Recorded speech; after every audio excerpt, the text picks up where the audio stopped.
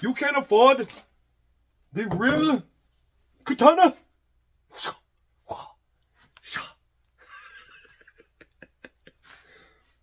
So, you might not want one of these. Maybe you do. Maybe that's what you want. But what if you want something from Harbor Freight? You know, Harbor Freight machete. That's what most BA, are you calling me a degenerate because I like to shop at Harbor Freight? I'm just saying, look beyond Harbor Freight. Look at other stuff. Now, I bring Tops knives on here all the time. I got a lot of responses from the Tops knives 230 machete. You know, 230 for, you know, all you nerds out there. BA, you don't even know what 230 means. Nerd. Whatever. Look. It's cold steel. Cold steel. It's the cold steel Katana Machete. I already ripped this off the back. I'm going to make a sheath for it. I think it's going to be cool. Now, the technique I'm going to use today for this sheath, you can actually use for smaller, much smaller knives. Something fixed blade that looks really cool. You don't want to put a lot of artwork into it, but you want to do something crazy that'll make people go, how in the heck did they do that? This is one of those types of sheaths that'll kind of throw people off when you make one. And you can do it. All of you out there can do the same thing I'm doing today. This is what it comes in. This thing here. It's got a little thing on the back. There's nothing wrong with this. I mean, it's fine the way it is. Check this bad boy out. Now, this sucker is fracking crazy. Now, I'm going to compare it to this other one here.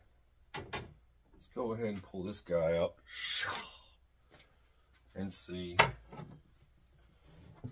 just what the differences are. Now, there's a little bit of length difference. Let me try and do this without cutting my fingers off. All right, something like that. There you go. Yeah, there's a little bit of length difference there. Probably about 5 inches. This sucker's got some length to it. So, but this thing here is fun to play with in the woods. If you're any of those rednecks out there and you want to have more fun than going to Harbor Freight, this is right up your alley. I'll put the link in the drop down for this so you can get one fairly cheap. It's got a lanyard hole back here. You could put something on. You could even do artwork throughout this if you wanted to do something different. You could change this up. We'll do some measurements real quick. Figure out how much that thing is. Like always, before I get started, when I have any blade, I like to show you guys what I'm working with before I even start making cuts and measuring. So just that way you can kind of get the idea of what it is lengthwise and everything before we even get started. 24. So we're working with, that's 24 inches. And then looks like the handle, try and get this to where my table's just not long enough, is it? 12. So you got a 12-inch handle, you got a 24-inch blade, and from this direction is 2 inches. Awesome sauce right here, but it narrows out a little bit at the end. This thing is just cool. Now, there's a video on the internet of cold steel. They're slicing through 3-inch ropes, and they're just annihilating a pig with one of these. And I think that influenced a lot of people when they saw it to rush out and get one of these. I've seen so many. This is, you know, this is one of the things. I've always collected cold steel. I've got tons of cold steel blades kind of all over the wall here from the kukris. I've got a few others up there. And the shovels, of course. The Spetsa shovels. That's this guy. I've got another shovel project coming up for those of you that like these. And these are great for throwing. This is their shovel. So just wanted to make you guys aware of that for if any of you are looking for a great shovel that also can be thrown as a knife. Or, yeah, anyway. Because you can throw machetes too. But those shovels work really great. All right. My idea. I'm going to get started on this. I'm going to let you see the whole layout, and hopefully you guys enjoy it.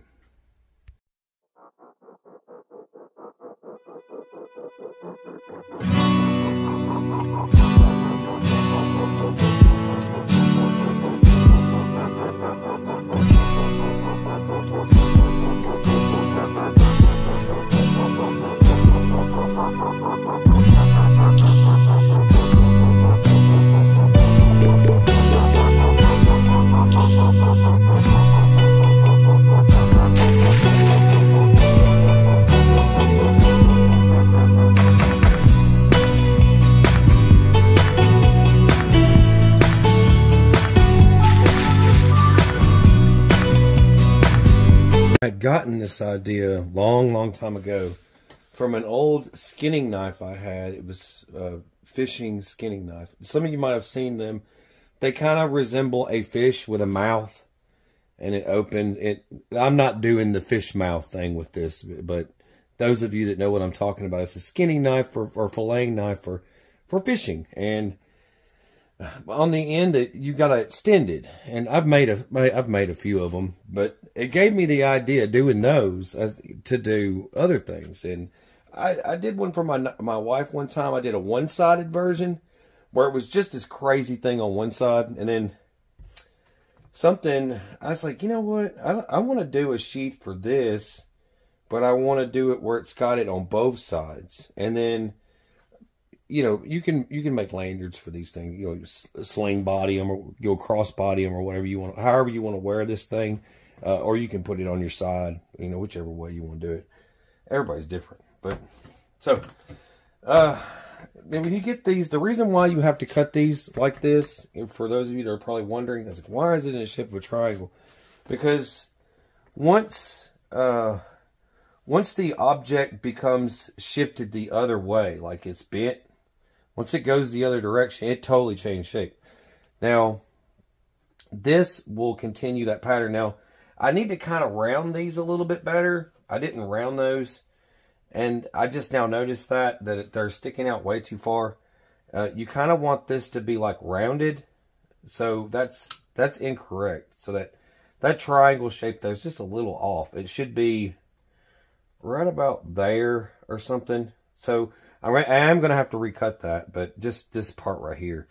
But anyways, but the point of it is that, you know, it lays flat, and then the blade goes in, and you can put it in either direction, left or right, or, you know, right-handed, left-handed. And I like making sheets like that. I don't know who's going to be using it. You know, anybody could be using this thing. You know, a lot of this stuff exchanges hands a lot, and I've got left-handed friends, and my son's left-handed, so sometimes, you know, you might exchange hands. So, but anyway, so now I have to. You want to use the good adhesive. I know I say Tandy Leather all the time. Everybody who asks, go to Tandy Leather. They have all the stuff there you would need. Most of the rivets, I think, everything I use is from them. And then sometimes I go to Weaver for leather. But all the snaps and stuff I get from Tandy Leather, and a lot of the other tools. But I digress. So, you're going to want to put some adhesion on this, and then you can go to, you guys have seen me use them on the channel many times. You can go to like Dollar General, wherever, and get these clothespins. I put tape on them for a reason, because there are stripes, and it'll leave an indentation on the leather. But these are the softest I've found that work great with putting things together. A lot of the other stuff leaves marks. They're too tough. And clothespins like the wooden ones, they're just not strong enough to do what I do. They don't hold everything together great. But these types right here, these work great. And I've been using these for several years, and they haven't let me down. I might have broke a few, but oh well. All right, now I'm gonna glue this up, let it dry, and when I get back, I'm gonna use my. You all should have one of these if you're stitching. This makes those little indentions where your holes go, so it doesn't look all willy-nilly like you did it in your laundry room. You know what I mean? So if you use this on for your stitches along the lines, not only will it's like a pizza cutter, right? So it'll give you a straight line. You can follow the whole project all the way around. You know, I went off the edge there, but it's okay. I'm just showing you what it does. And it'll make those, let me zoom in. It makes those for you. Then, when you, see, a lot of this leather is too thick for a cobble machine. A lot of people will say, oh, you use a leather sewing machine and all that stuff. I was like, no, I don't. I do this by hand. Every project I've made on the channel, except for maybe 2, I've always done them by hand, from holsters to little small knives, no matter what. And I've done thousands of leather projects so far. It's insane how far I've gone with this stuff. It's never ending. I like doing it. But with that, it leaves those marks, and then you can get those holes punched nicely. You can use the fork. The fork's a good technique. It's a fork-shaped tool that punches. I tend to just use a drill press. I've always used a drill press because it's easy. It's way easier. Just go straight through, and you can get through all that meat faster, and it helps countersink. So when I want my thread to be tight and laid flat and not sticking out, I don't have to use this tool, which a lot of people are like, oh, because everyone knows more than me, right? You know, you always get the person who's trying to take on the creator of the YouTube video. So that's not what brought this on. I'm just doing it because I care. I'm just teaching. So this little guy here is a wonderful tool. This, you take this when you do your, let's say you did this, right?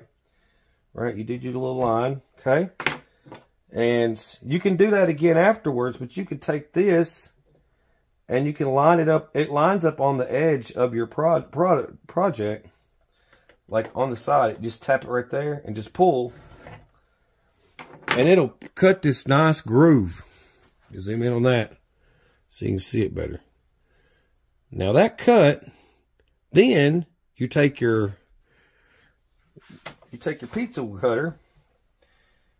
If you want it to look really fancy, take your pizza cutter and go right through that project, just like that. Right through that line. Keep going back and forth. Now, another secret to the creators. Look at that. Now, it won't only just be countersunk. Neat. Your threads are going to be hidden. They won't get scraped off or torn up rubbing on things, but that's something I do here. I don't show all that because it's high speed. It's like, and I'm done. So most of the time people don't get to see all the little details, but that is how you keep your threads from getting torn up. You don't just leave them on the outside. I see a lot of people's projects where they just do the simple holes and just throw them in, and they just eyeball them and just start tacking holes. Well, if you get precise measurements, your projects start looking like you just bought them at a freaking crazy store or something, or if like it was shipped to you that way and it costed like $300. So that's how you get that look. But attention to those details take time, and that's why a lot of these videos, they take about a week for me to post these videos for this type of stuff. So, all right, I've talked too much, but I gave you a couple of tips. I've given a few in the past, and people have actually thanked me for the little details they just did not know, and it made things so much better. If you have one of these too, the punch, I use that constantly. I'll show more of that in a minute for those of you that really want to get into this stuff. I've got my holes done, and before I moved any further, see, when I stitch this thing, I have to stitch it, and then I have to take it into the sander and then sand all this. See that rough stuff right there? I was saying that this will be smooth when I'm done with it. Now, this is what I was telling you about a while ago when I said forks. And these will punch holes for you. Perfect holes. And so you got to, whack it and then move it to the next stage, whack it. These are the best. If you don't have the kind of stuff I have, I have a little bit of tools for everything in this pile up. I use a lot of this weird stuff for different. There's the one. It's the middle finger one. That's the one I call the middle finger. It stays in the bag. I got my stamps, whole collections of stamps, and all the other necessary tools that you would need. You just kind of collect these over time. You don't get in a rush. You might need more needles. I prefer larger holes to help. I do the hand stitching all by hand. There's some barbed wire for you, for those of you that they make so many stamps. I mean, you can get your own logo stamp. For example, that's the channel logo stamp. Hey, sharing is caring. Moving on. All right, it's still wet, but that's kind of what you're going for. And you do that, folding it, and then just hammering it out with a clean hammer. It makes it nice and flat. Now it's curved. I've got it curved too, so it actually curves for the blade. And you'll see that when I finish. Now, I've got to take this guy here. It cuts nice holes. Now, I'm going to make a universal any side so you can flip it. You can make it either left-handed or right-handed. But I'm going to make a special harness for the top of this. And you can make it any style you want. You can copy off of me when I'm done, or, design your own. But I got a little harness idea planned for this, and it should turn out great. This is after the dye and kind of hand working it. It's got to set and dry now. I've got these pieces cut out for the top. I'll show later. Difficult to get a good photograph of this thing since it's major overcast and snow and rain and everything, so it's really difficult. But I put this back here in the back. That is for wearing it crossbody. So if you want to go across your back with it, this connects to that. This breaks away when you wear it. When you put it on, you unclaps this and make it a hanger. Got a little bit of dye on me. It doesn't matter how you wear gloves, but the way that works is you unsnap that and then you re-snap it and then you wear it. You're wearing it then. But while it's like this, it just keeps it all together. This turned out really good. I mean, that comes out real smooth.